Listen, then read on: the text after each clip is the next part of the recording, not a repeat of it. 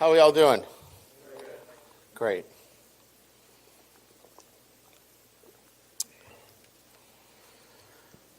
Okay, let's talk a little football.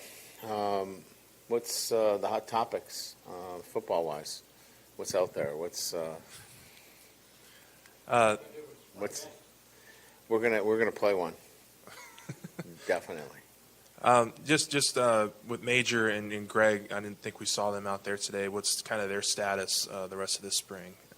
Greg is about 80% on the Alter G, 80% of his body weight. He had a sprained ankle that was, giving him, some aggravation. So we just kind of shut him down and try to get him back to 100%. Major has more of an injury. He had that ankle injury, and he's kind of re-injured that. So we're going to shut him down for the spring. We'll have those guys back for, all of their full training. But that's just why you're seeing young guys out there playing safety. So we wanted to get healthy at those positions more so. I think we won't practice Major again, but we'll probably get Greg back out there this weekend. Hey, Coach, how did you enjoy working with Matt House your first year? What kind of job did he do, in particular, halftime adjustments, and how much are you looking forward to working with him in year two? Well, he's easy to communicate with. I think that in any kind of coaching situation that I've had, I wanted somebody that I was familiar with in terms of his demeanor, personality, which I was, and the system of defense that I was familiar with. So we had that going in, and then he's just been really easy to have dialogue with in intense situations, right? You can have a conversation with somebody when it's just a normal day, and then you go into a game situation and there's a lot of energy and there's a lot of intensity, and that conversation changes. He's the same person all the time, and that makes it easier for me as a head coach to have those kinds of conversations, and makes it really effective for us to, if we do need to make any kind of changes or adjustments at half, we can get to the point, make those, and then he can communicate that to the players. Coach, over here. When you came in, Coach, you had to rebuild secondary, especially at cornerback. You brought in a couple of experienced guys. Could you talk about the corner spot? And secondly, Toviano and some of the young guys that have been out there, just their roles. But at corner, you don't have the experience you had with Jarrett Bernard, Converse, and Makai last year. Yeah, I mean, we have a little bit of experience in a sense that these guys, if you take Alexander and you take Denver, those guys have played, some football for us. Chestnut's played a lot at Syracuse. So, again, I hear your question. Garner coming in and Jarrett Bernard Converse had a lot more experience, but I don't feel like we've put ourselves in a position where you're throwing freshmen out there either. So I think we're younger, where we're going to have a little bit more continuity and consistency at the position.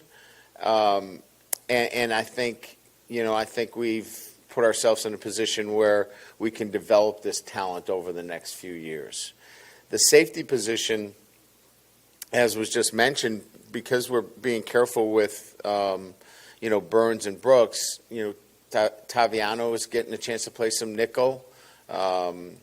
And Yates is playing a ton of safeties. It's typical, right? I don't know that he would have gotten all this work. It's great that we're giving him this kind of work. Like, he was out there in 2 minutes today. He's got to make a lot of checks. We don't have a ton of offensive linemen, so we're keeping things simple up front. So a lot of the adjustments have to be made on the back end. So as a head coach, this is kind of a really cool spring in the sense that some of the young guys have to really make a lot of checks, and it's been a good proving ground for them. Coach, the pursuit of a defensive line coach, is it the time of year a hindrance at all? Are you shocked by the number of people maybe you're hearing from interested? And what's the time frame overall, the look for one? Yeah. Yeah, we wanted to get through the spring. You know, we feel like we're in a great situation with Gerald Chapman, you know, on staff. So there was no like rush. We've got to go find a defensive line coach. He'll be a candidate for the position as well. But we'll begin that process once we finish up the spring calendar for us, and then we're on the road, so we can get on the road and get to, you know, candidates and make it a whole lot easier.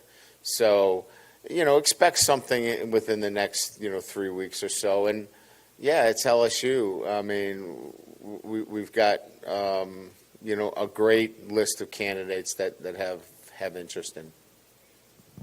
Hey, Coach, how much has Omar Speights helped out with Harold Perkins with his transition? And is there any sort of worry that, you know, not using Harold as much as a pass rusher sort of takes away something from your defense?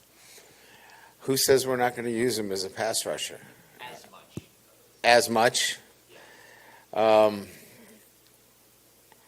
You know, I think you're going to see him as active as he's been, and maybe just in a different fashion.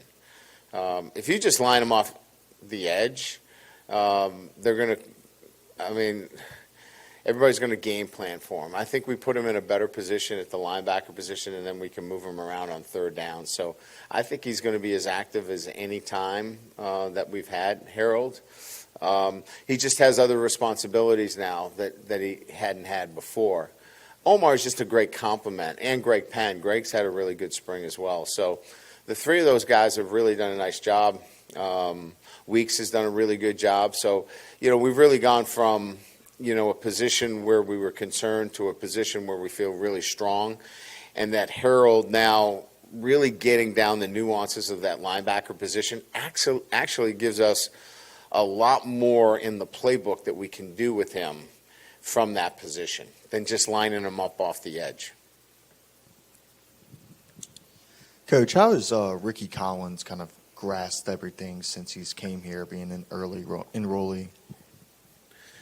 Yeah, I know it's a cliche, but it's, you know, he's drinking through a fire hose. I mean, it's a lot for him right now. But he's, you know, he's smart, and he's picking up, you know, the pieces of the offense as quickly as he can. But he has two guys that are just, you know, exceptional and elite in so many ways, and Jaden and Nussmeier, that, you know, you see those two guys and then Ricky, and it's just there's a difference, not in athletic ability, not in, you know, skill set. He's got all the skills. It's just going to take him a little time. It's great that he was here for the spring, because this is going to help him immensely going into the fall, because let's face it, I mean, 3 quarterbacks is barely enough, you know, from that perspective. So he's going to have a really good off season here, and hopefully that's really going to put him in a better position where there's parts of the playbook that he can master going into the fall. Brian, I guess you're 2/3 of the way through, Yeah. and you're missing a lot of key pieces on Yeah. offense. But how have you seen the offense come along, and a little bit of, you know, what Nussmeier and Yeah. Jaden Daniels are going through? Yeah, I would say this. It's been really good to integrate the freshman wide receivers. You know, getting a chance to see them as part of what we're doing has been really, really important. Both freshman tight ends has been an important piece to this offensive development for us as well. I think from an offensive line standpoint, getting Bordelon into a position where it's consistent for him at center has been really good for us in that respect. And you can imagine the 2 quarterbacks are just, you know, really good, and they just continue to build their skill set. Holly at the running back position has been a really good spring for him to learn protections, because he's got really good vision and really good ability to see the whole. And I think Coach Wilson's done a really good job of spending much more time on protections and things of that nature. So when you look at, the offense from afar, it's plugging in those new players into those positions where you can say they can help us in the fall. And the other guys, we know about Neighbors. We know about Lacey. We know about the other kind of skilled players, some of them that are injured too. So it's been pretty good. You mentioned the freshman wide receivers. Jalen Brown hasn't been out here the last couple of times. Yeah, he's got a hamstring that it was a grade 1+, but he was out there today. I think we'll have clearance for him on Friday for him to get back into full activities. Hey, Coach. The transfer portal, you had some really talented guys come out of the transfer portal. How have they adjusted to the program and how y'all do things and adjusted to the fundamentals that you put in place?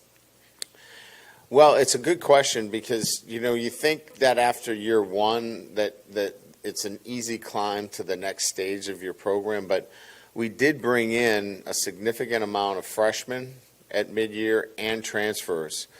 So it was important that we kind of made sure that we hit it with another coat of paint, if you will, because we didn't want to move too quickly past some of the real important principles of building our program and our process. So we've gone slowly. We've kind of gone over the same things that we did last year with this team, so we're building that foundation stronger.